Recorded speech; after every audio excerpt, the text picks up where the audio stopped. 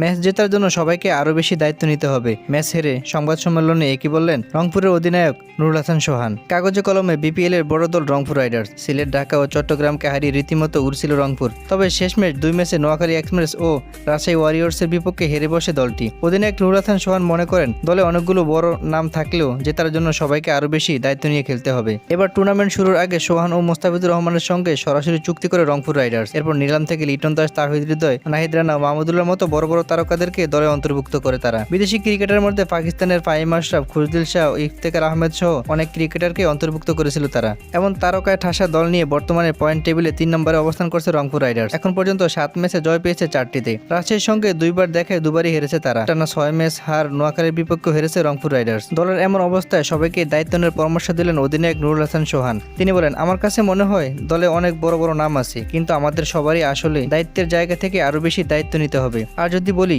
গত 2টা ম্যাচ খুব বাজেভাবে হেরেছি আমরা। সোহান বলেন, দেখুন, বোলিং ইউনিট বলি, ব্যাটিং ইউনিট বলি, ফিল্ডিং আমাদের দল হিসেবে খেলতে হবে। টুর্নামেন্টের যেহেতু লিগ পর্বে আমাদের আরো 3টা ম্যাচ আছে, দল হিসেবে আমরা এখনো আমাদের সর্বোচ্চটা দিতে পারিনি। সবাইকে সর্বোচ্চটা দিয়ে মাঠে লড়াই করতে হবে।